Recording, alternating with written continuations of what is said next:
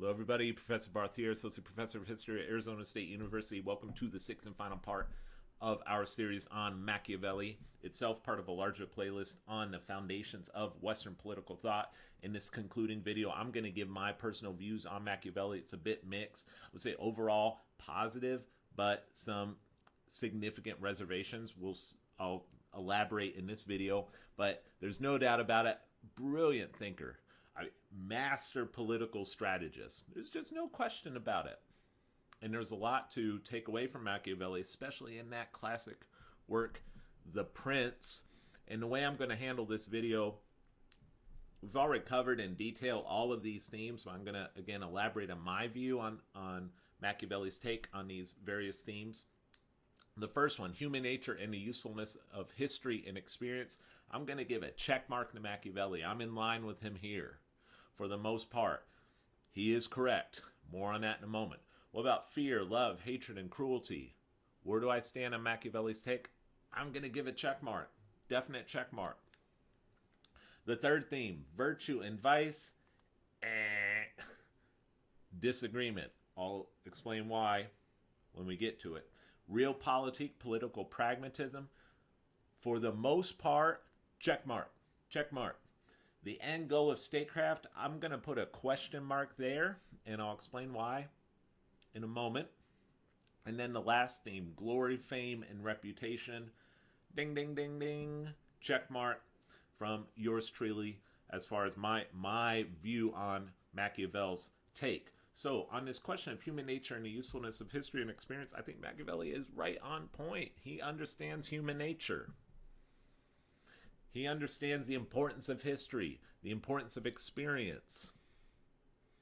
Especially in his discourses on Livy, that really comes out. He says, anyone who studies present and ancient affairs will easily see how in all cities and all peoples there still exists and have always existed the same desires and passions. He understands human nature, and that human nature essentially is at root the same throughout history, throughout civilizations, throughout all of time. And so by studying history, by carefully examining past events, it should be an easy matter to foresee future events, especially in a republic, and to apply the remedies employed by the ancients, or if old remedies cannot be found, to devise new ones based upon the similarities of the events. And so if you really understand human nature, history is useful. Full agreement with Machiavelli on that point. I think that's critical, actually. And that's why we study history. He continues in his discourses on Livy, as all those have shown who have discussed civil institutions, and as every history is full of examples, it is necessary to whoever arranges to found a republic and establish laws in it to presuppose that all men are bad.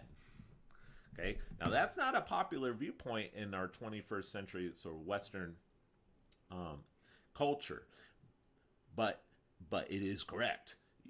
To establish order in a stable state, to establish laws within a republic, it requires that you presuppose that all men are bad and that they will use their malignity of mind every time they have the opportunity. Machiavelli gets it.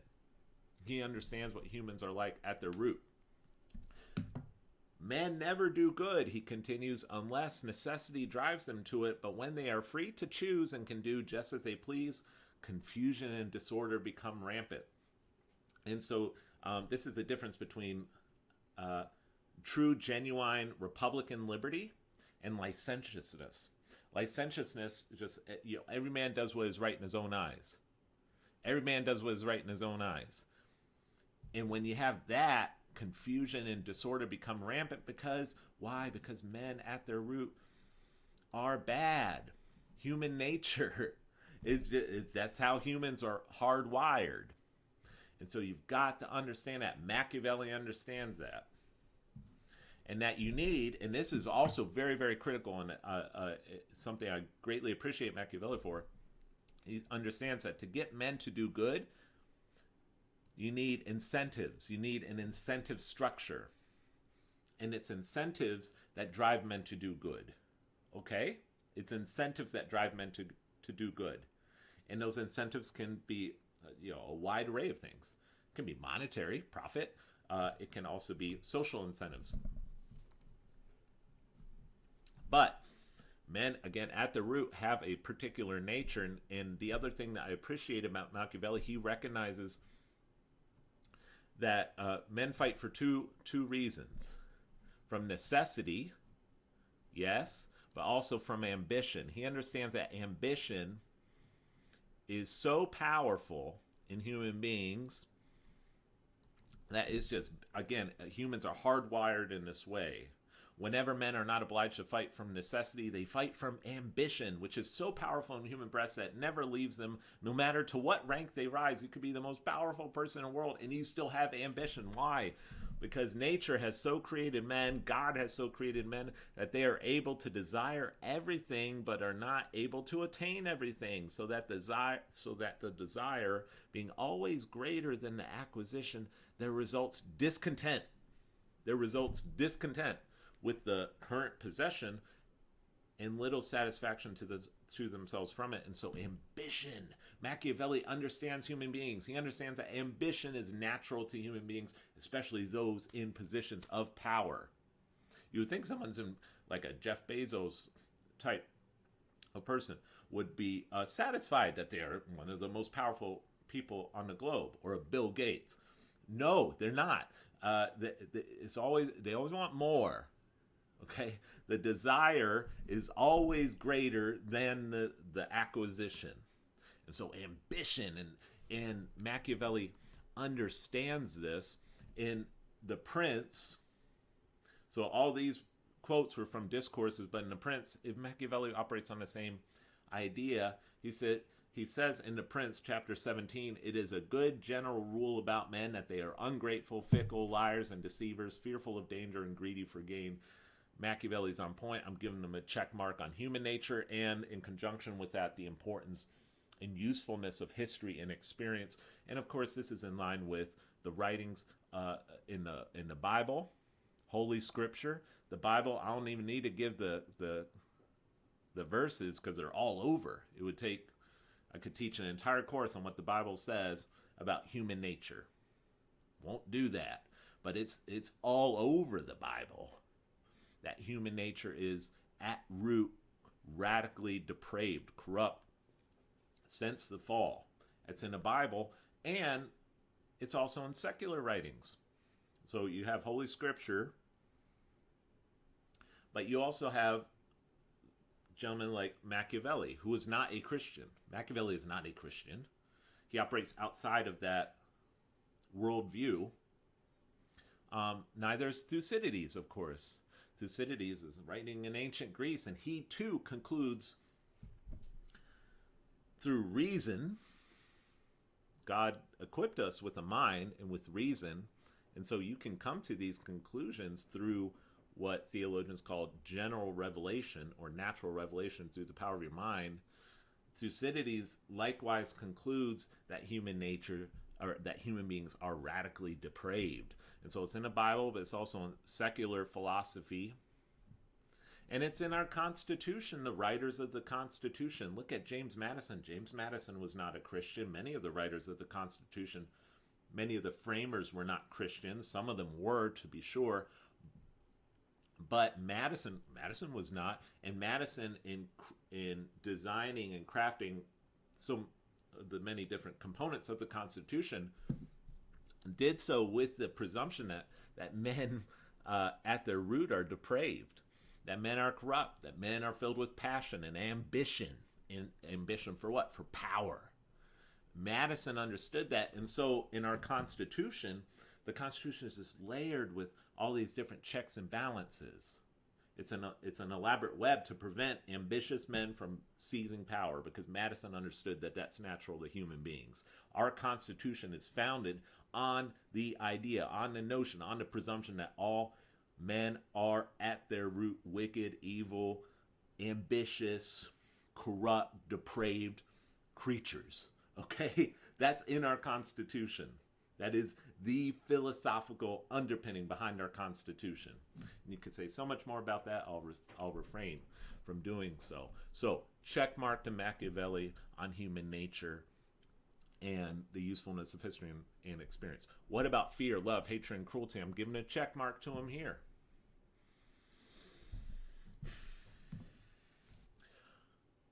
No prince should mind being called cruel for what he does to keep his subjects united and loyal. He may make examples of a very few. So, who do you make examples of? Oh, those who are encouraging disorders, murders, and lootings. And so you should strike fear in those who wish to destabilize the state, who wish to destabilize the country. Those who participate in murders and lootings should fear you.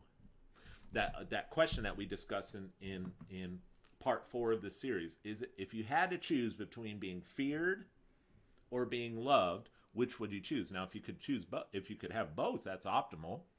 It would be both feared and loved, that's optimal. But if you must choose between being feared and loved, which would you choose? Machiavelli says it's better to be feared than to be loved. And I've got to agree with the man on that point. Why? Well, you've got to make an example of those few who introduce that tumult. Yet, and this is what I appreciate about Machiavelli.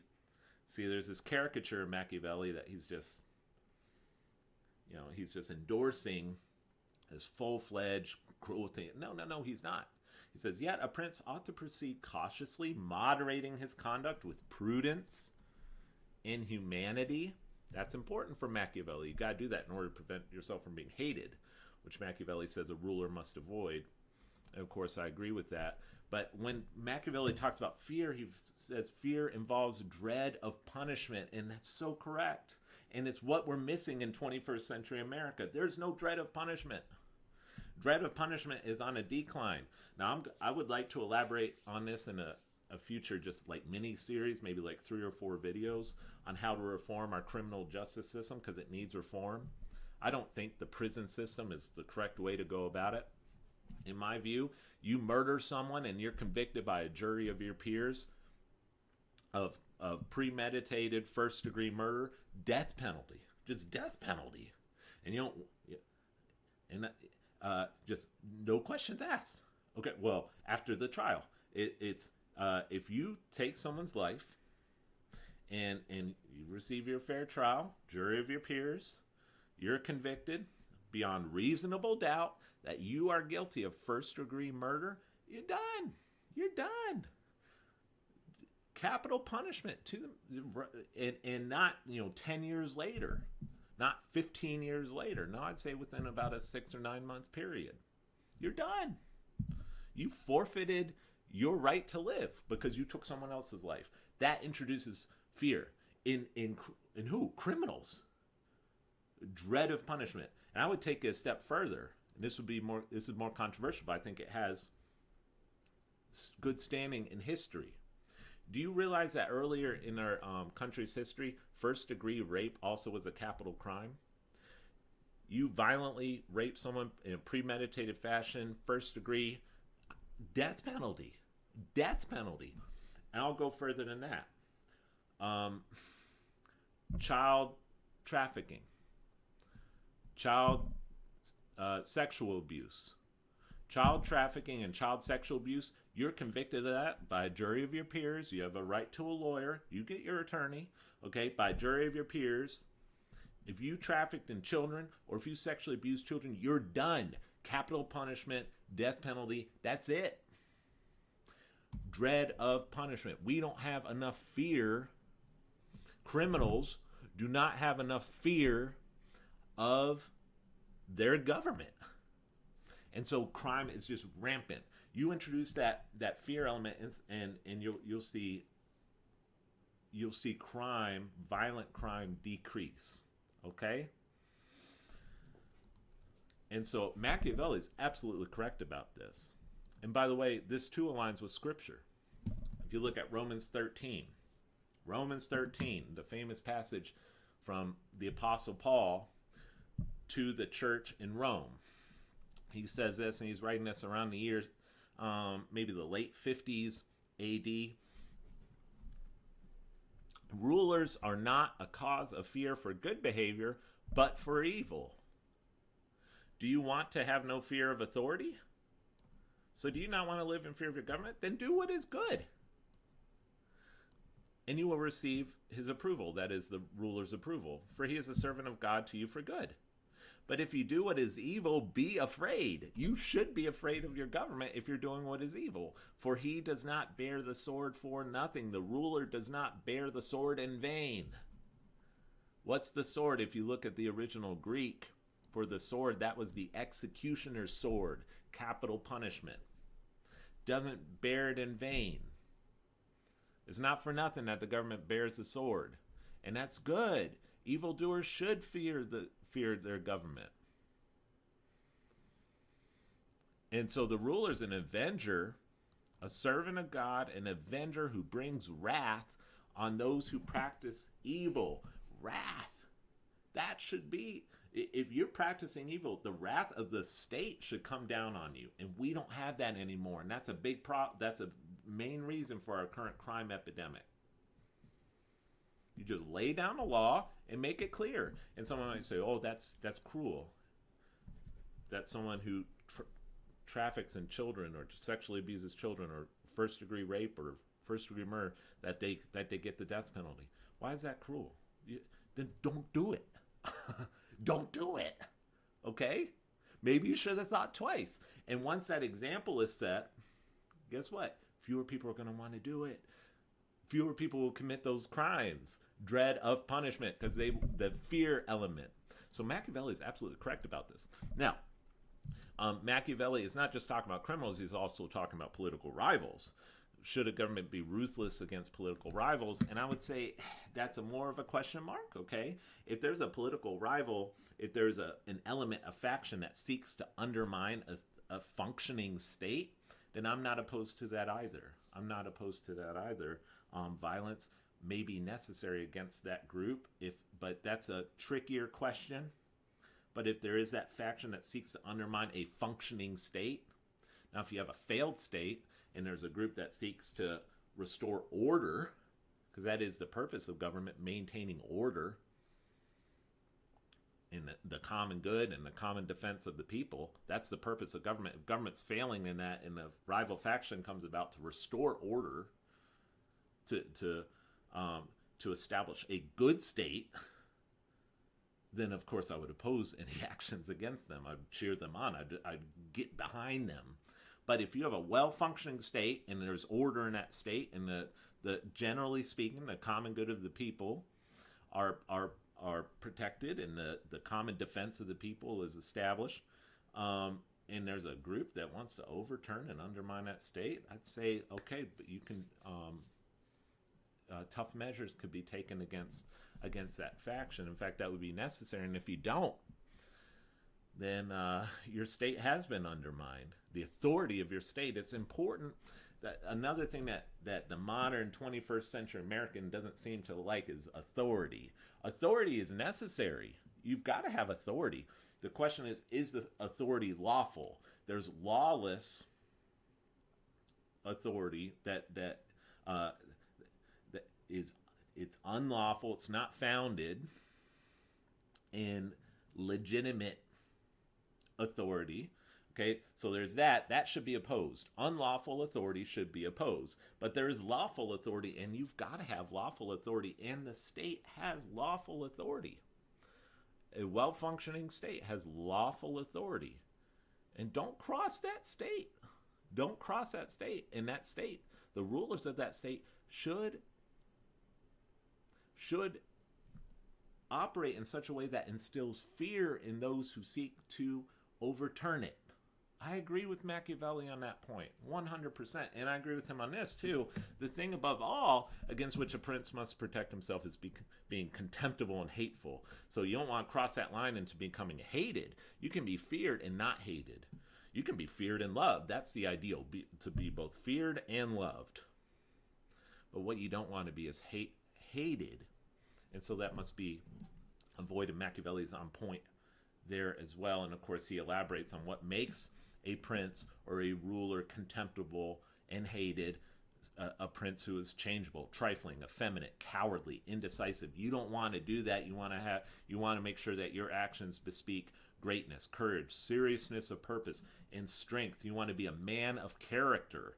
So fear, love, have both if you can. If you can only have one, it's better to be feared than loved. And make sure that your actions bespeak greatness, courage, seriousness of strength, or seriousness of purpose and strength. You should be a man of character.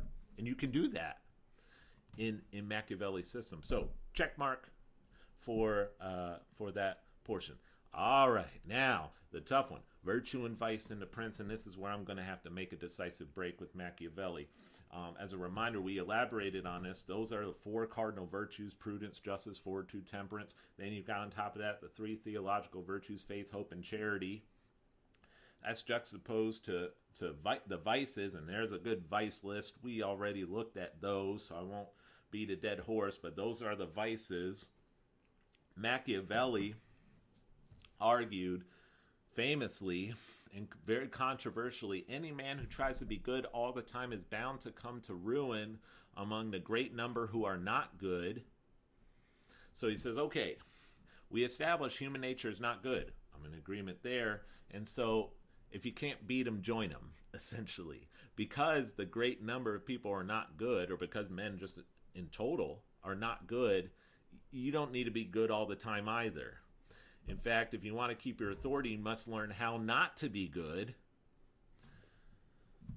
and to use that knowledge as necessity requires. You shouldn't be too worried, Machiavelli says, about incurring blame for any vice without which you would find it hard to save your state. So if there's any vice that will help you to save your state, that will cause you to save your state, don't worry about incurring blame, but just do it, okay? Pursue that vice. If there's any vice that will save your state, do it. No questions asked.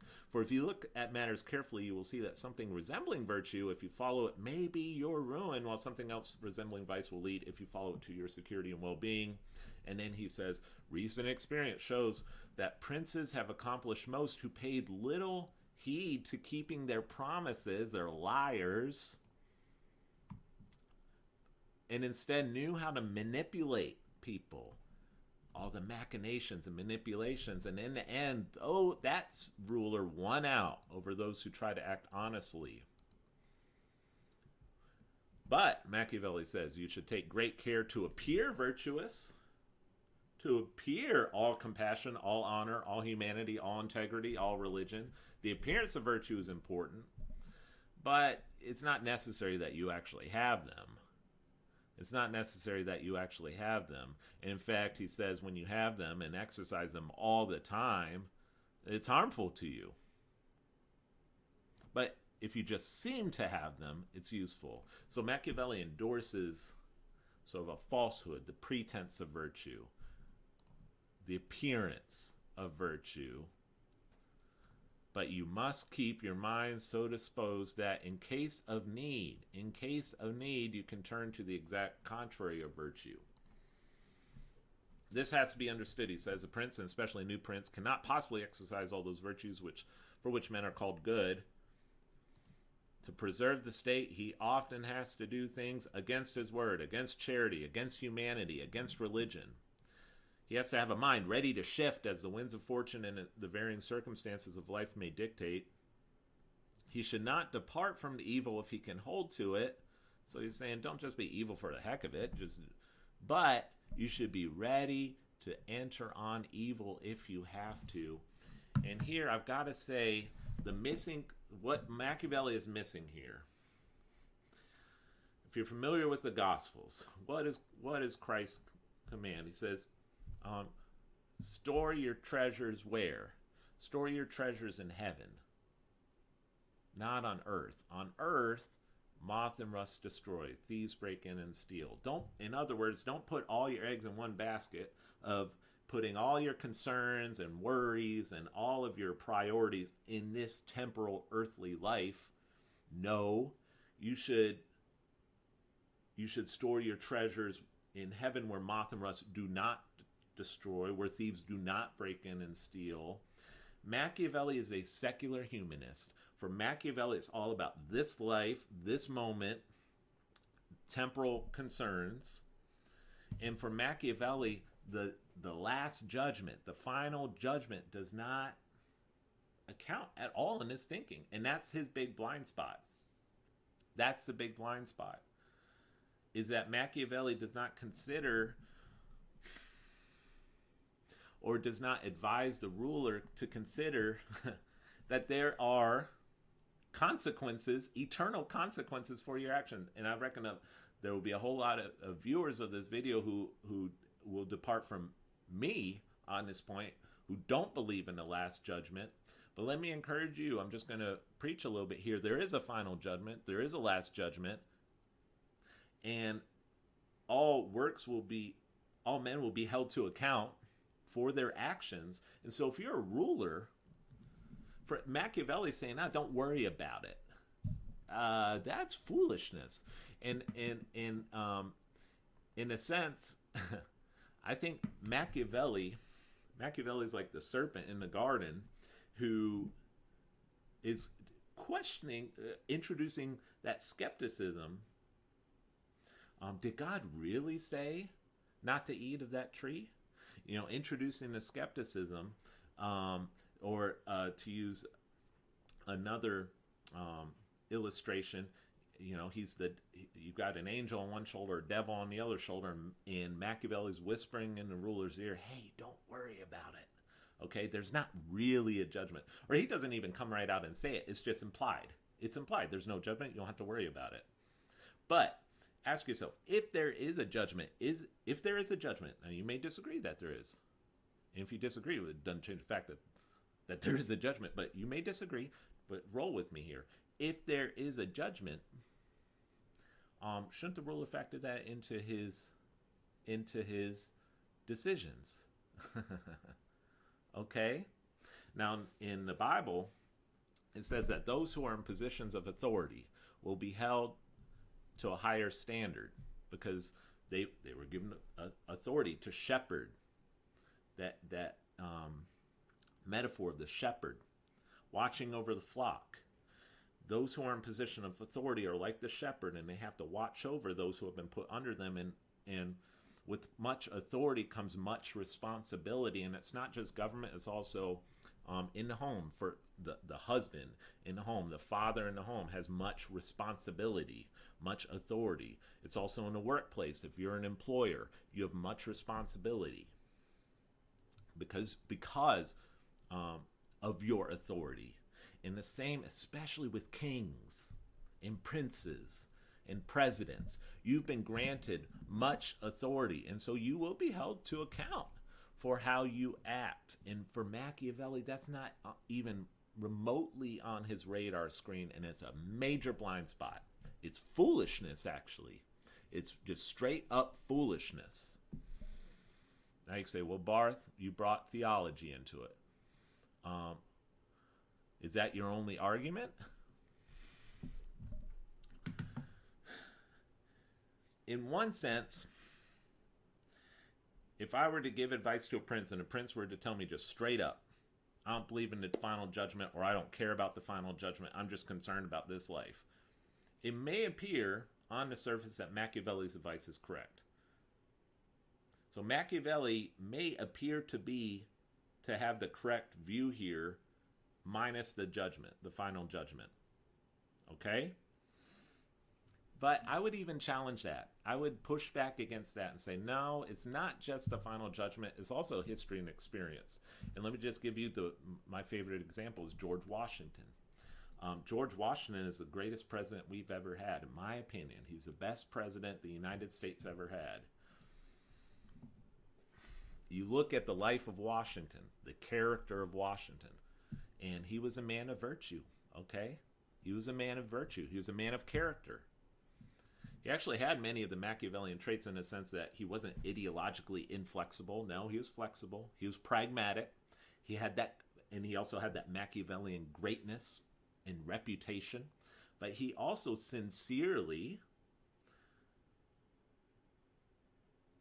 held to a system of virtues. He was a true, sincere, genuine man of character who on principle opposed to any vicious actions, even if that meant strengthening his own power.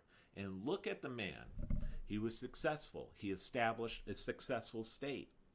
And he was the first and greatest president of the greatest nation that had ever existed, in my view. And there have been many great nations. The Roman Empire, the British Empire was great as well. But I think the United States is really second to none.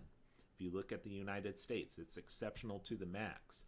And George Washington was the founding executive, the founding president. And the founding president of that country was a man of tremendous, extraordinary virtue and character. Not perfect. Nobody's perfect. He had flaws. You can read about those flaws. Sometimes he was almost too concerned about his reputation to where it hindered his actions. But Washington was he was a stalwart man. He was a strong, principled man.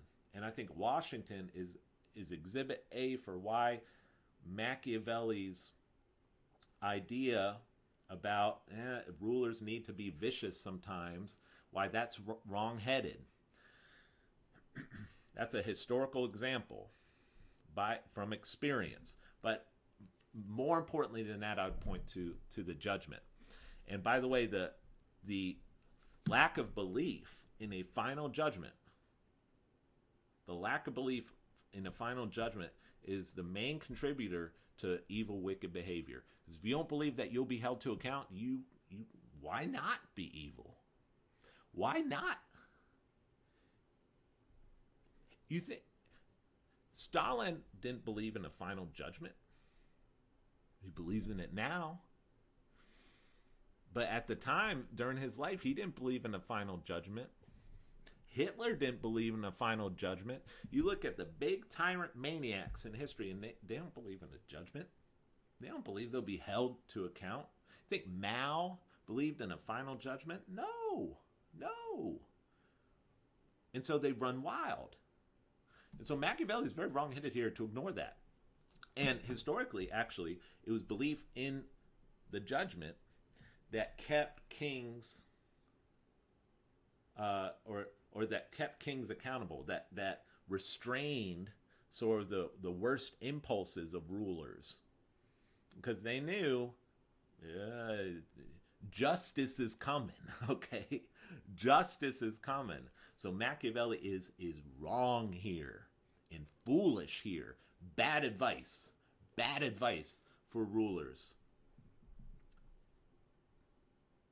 So that's an X, and it's a big X. It's a big X. But Machiavelli has some other redeeming qualities about him. One of those redeeming qualities, I think, is his belief in political pragmatism, Realpolitik.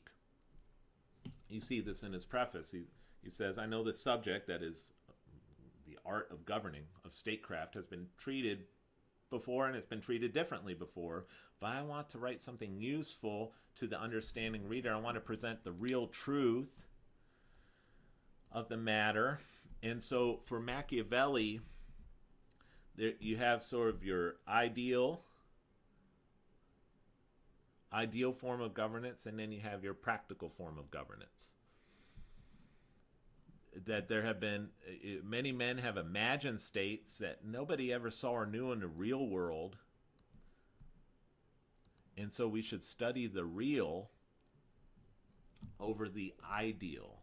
And that, of course, is related to this. So you may say, Barth, you seem to be contradicting yourself, because didn't you say that Machiavelli was wrong to say that any man who tries to be good all the time is bound to come to ruin? Because that idea that Machiavelli presents is rooted in this, that there's a difference between sort of the abstract ideal and the practical, the pragmatic, and I would differ there, because I would say if you substitute here the language and say any man who tries to be ideologically consistent and ideologically principled all the time is bound to come to ruin. Ideologically, not morally. That's where I would draw the line. I think on moral questions, when it comes to moral questions, when it comes to that natural universal law created by God, or if you're secular, if you're atheist, the law found in nature, whatever you want to call it, that universal law, do not transgress that law. However, you should be flexible when it comes to ideology. Ideology is different. Ideology is not necessarily moral. There can be moral components to it, and there often are, but there are also amoral elements to ideology, and when it comes to those, if you try to be just totally ideologically principled just all the time, that's not going to work. You've got to be practical, got to be pragmatic. Okay.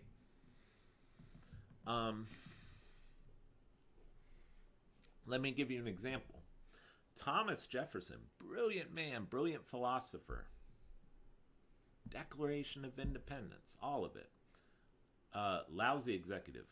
He was not a good politician. His presidency, for example, he had the Louisiana Purchase, and that was a major achievement. But the Embargo Act in 1807, and a number of other incidents, Jefferson as president just wasn't that impressive. He wasn't that impressive. Some impressive things here and there, but on the whole, it wasn't a very successful presidency. Or look at when he was governor of Virginia. Jefferson, a lot of people don't know this, Jefferson was governor of Virginia during the latter half of the Revolutionary War and just did not do well. It was a failed governorship, actually. Jefferson was a good philosopher. He was ideologically consistent, not a good politician, not a good politician. And maybe you could distinguish between a statesman and a politician, but he just didn't do well, especially in executive office. He wasn't a good executive. Let me give you a more modern example. In 2008 and 2012, I voted for Ron Paul in the primaries. In fact, actually in 2012, I wrote in Ron Paul for president. I didn't like Romney. I didn't like Obama. I wrote in Ron Paul for president. Just love that man. Boy, so consistent, so principled, and just a good man, a man of character, a man of virtue. But if I'm going to be honest with you, I don't think he would have made he wasn't supposed to be president. He wasn't meant to be president. He was a man of great ideals and great principles, and there's a place for that. You need that element in society. You need those figures in society who bring ideas to the table and are consistent and extraordinarily principled on those matters. But in politics, especially in the executive branch, less so in a legislature. I think a legislature has a little more room for ideological rigidness, but especially in an executive, if you want to be a successful prince, if you want to be a successful executive, you've got to have some flexibility. And President Paul would not have had that, okay? He wouldn't have. And so he was never supposed to be president, but if he had happened to be president, I think he would have done some good things, but there would have been some failures too. There would have been some failures, and there may have been some epic failures, okay? I'm saying that as a man who just I absolutely respect him to the max. Would not have made a very good executive. I might get some pushback in the comments from Ron Paul folks, but you're talking to someone who's really into his candidacy and has great respect for him. But in politics, you got to have more wiggle room. You got to have more flexibility. You can't just be, I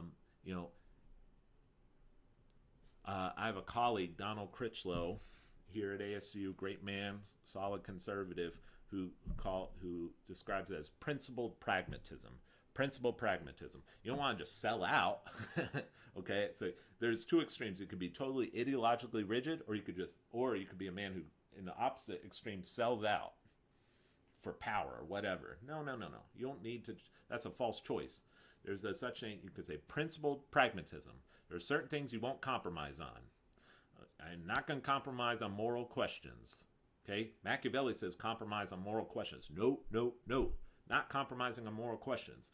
And there are certain issues ideologically that you shouldn't compromise either. If you're a patriot, you want to do what's right for your country, not compromising on that.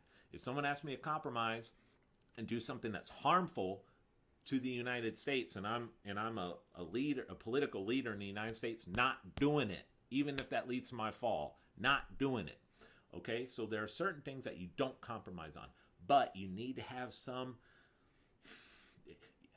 You can't be so rigid that you don't get anything done either, and because that will be your fall, so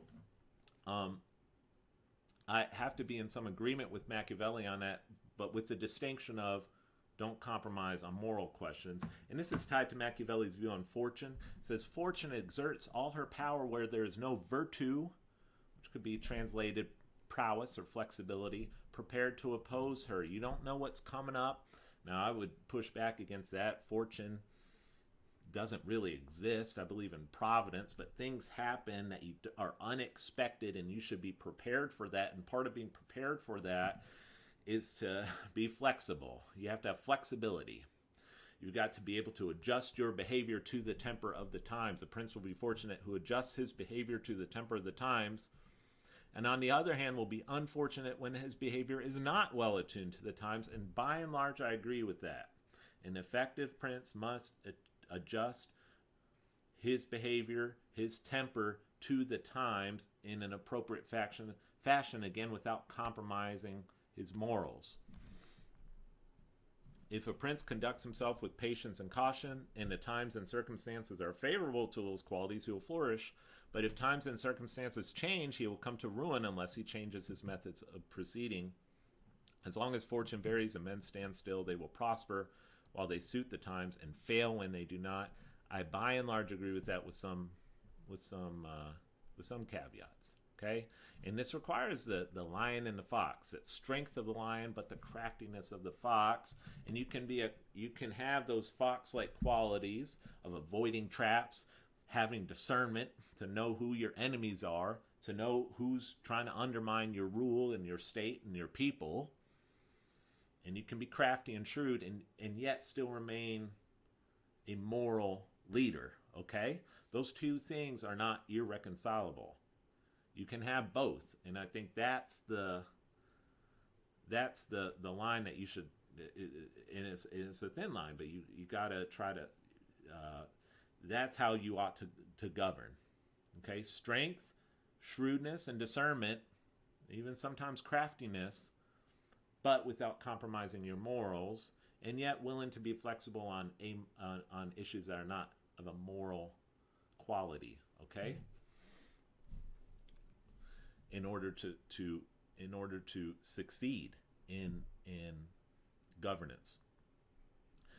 What is the end goal of statecraft? I had a question mark here, as far as I'm not sure where I would how I feel about Machiavelli here, because I'm not sure exactly how Machiavelli felt.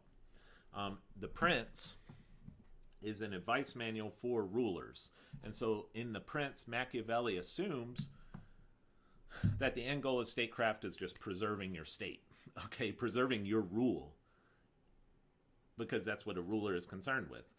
But then elsewhere, Machiavelli says that in his discourses on Livy, he says, it is the common good and not private gain that makes cities great. It is the common good and not private gain that makes cities great. And so this would seem to suggest to me that in The Prince, he's writing for a specific audience, the ruler, and he assumes that the ruler is just solely concerned with preserving his rule. But in reality, Machiavelli recognizes that there are other purposes and higher purposes of government than just preserving the rule of the current ruler. In my view, government exists for the common good and the common defense of the people in that land or that country. Government exists to punish evildoers. It exists to maintain order. That's the purpose of government. And so in The Prince, it's hard to say exactly where Machiavelli is, but I think Machiavelli agrees with that. And so that's maybe a possible check mark, an agreement with Machiavelli. I think Machiavelli, too, agrees that maintaining order is the ultimate purpose of government and of statecraft. And that the populace, even though they're ignorant, they are capable of grasping the truth and will readily yield when a man worthy of confidence lays the truth before it. The people will be able to tell that you understand that the purpose of your state is maintaining order, that the purpose of your state is the common good of the people in that land. And if you demonstrate to them that, they will readily yield to you. You will have their confidence. And so, question mark, possible check mark there with Machiavelli. And in the last section, glory, fame, and fortune, I'm in mostly in agreement with Machiavelli. Machiavelli says, nothing gives a prince more prestige than undertaking great enterprises and setting a splendid example for his people. And reputation is so important. The ruler should have a solid reputation. The ruler should have prestige and should undertake great enterprises.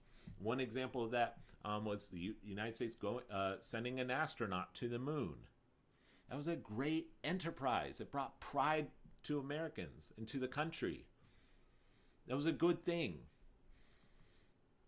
It should be a prince's major concern in everything he does to give the impression of being a great man and of possessing excellent insight.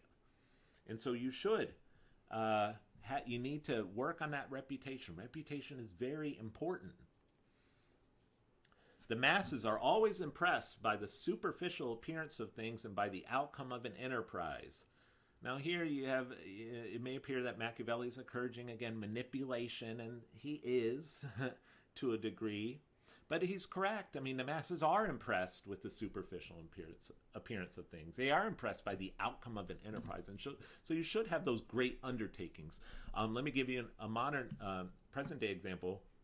I actually, when President Trump in 2018 announced his plan or proposal to purchase Greenland from Denmark, I was actually behind that. I thought that's actually really smart. Why? It's part of nation building. Expanding the borders of the United States. Haven't done that in a long time. So manifest destiny. Okay? Expanding the borders of the U.S. to include Greenland. That's a new enterprise that brings some excitement to the country, and there were also some practical considerations behind that: national security, control of the Arctic, the economic potential of Greenland with all the rare earth minerals, which in turn would help liberate the United States from dependency on China for rare earths. So there was actually good reason to purchase Greenland, and I regretted that fell through. That would have been quite a nice enterprise, actually, for the Trump administration. But Machiavelli believes that great enterprises are necessary, rallies the people behind that ruler. Now, we would agree with that. And that a prince should be a liberal man. He should be a man who shows himself an admirer of talent, giving recognition to men of ability, honoring those who excel in a particular art. He should encourage his citizens to apply their callings in peace and commerce, agriculture. The man who improves his holdings should not be made to fear that they will be taken away from him. So let people have their property. Machiavelli said, if you want to be hated, take their property and take their women. Let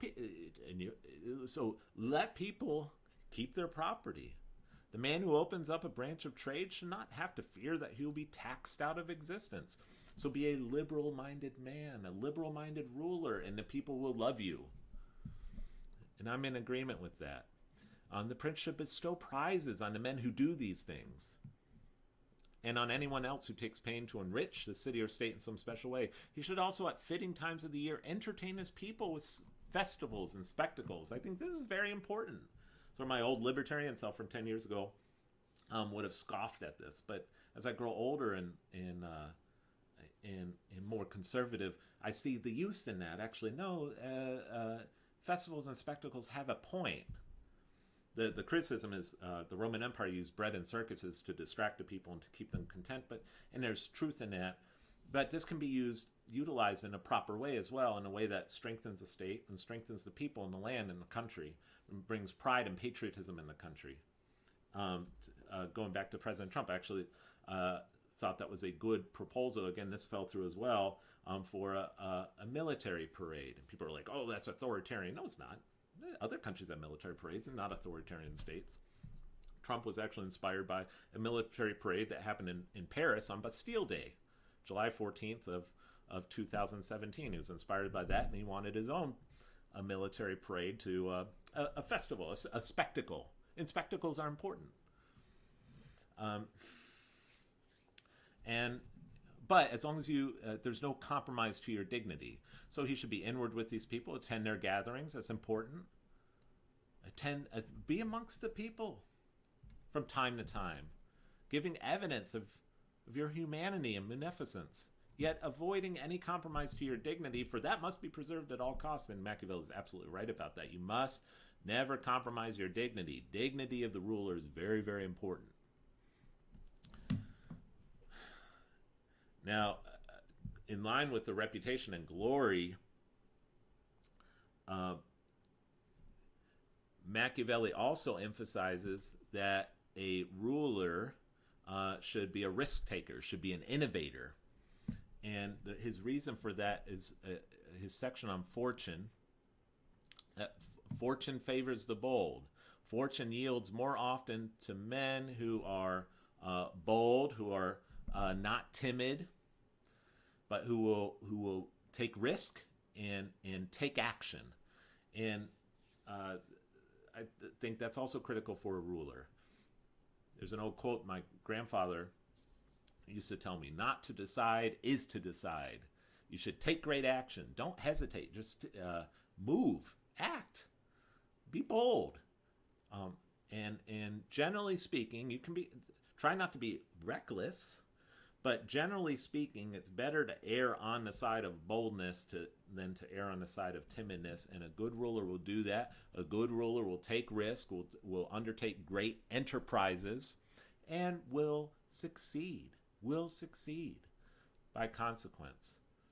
And that good ruler his actions will bespeak greatness, courage, seriousness of purpose, strength. That is so important. You must have that reputation. If you have the reputation of being indecisive or cowardly or effeminate, it's not going to work. You will not succeed in government with that sort of reputation, because you're contemptible if that's your reputation. No, your actions should bespeak greatness, courage, seriousness of purpose, and strength. And again, I'm reminded of President Washington there. So those are the themes. That's my opinion of Machiavelli. A lot to take in there. Next series, I'm going to take a little break here, but I plan to tackle Thomas Hobbes and John Locke. Hobbes and Locke talk a little bit about social contract and Leviathan and natural rights and resistance to government, right to revolution. Is there a right to revolution? We'll talk about all that in the future series in this Foundations of Western Political Thought playlist. So till then, see you next time. Bye.